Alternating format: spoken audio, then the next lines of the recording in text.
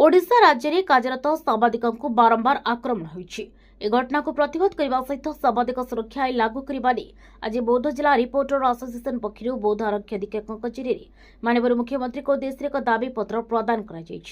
संघर सभापति भागवत मेहर नेतृत्व में सांबादिक मैंने एकत्रित हो आरक्षी अधीक्षकों कार्यालय पहुंची आरक्षी अधीक्षकों अनुपस्थित डीएसपी आनंद कुमार डुंगो को प्रदान कर सूचना अनुसार गत 22 तारिख में बलांगीर जिला पोइंटला थाना अंतर्गत कुल्थीपाली ग्राम को बलांगीर जिलार वरिष्ठ सांबादिक तथा बड़ खबर जिला प्रतिनिधि विजय प्रधान खबर संग्रह करने को जाइथिबा बेले सेठारे तांकु ठिकादार एवं तांको सहयोगीଙ୍କ द्वारा मरणात्मक आक्रमण करा जाइछि। एथिसहित तांको माड़ बारी हाथ गोड़ बांधी कंगारू कोर्ट मध्य करथिले उक्त ठिकादार। तेबे आमे यार प्रतिवाद करबा सहित दोषी को गिरफ्त करी तांको विरोध रे कठोर कार्यानुष्ठान ग्रहण करबा पई दाबी करबा सहित कार्यरत सांबादिक को सुरक्षा दिगरी सरकार पक्षर सांबादिक सुरक्षा आईन प्रणयन कराजिबानी बौद्ध जिला रिपोर्टर एसोसिएशन पक्षर दाबी करा जाइछि।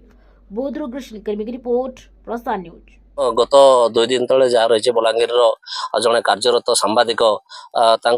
से खबर परिवेषण कर से जाते किंतु किसी गुंडागिरी एवं ठिकादारी जो भाव अमानसिक भाव में आक्रमण कले यह एक ओडिशा गोटे सांबादिक महल एक गोटे दुखद आनी सब घटना प्रति तेणु सांविधानिक विधि व्यवस्था अनुसार आमर रही गोटे सांबादिक स्वाधीन भाव में से खबर परिवेषण कर किंतु किसी कंठरोध कर गुंडागिरी कर सांबादिक को आक्रमण करने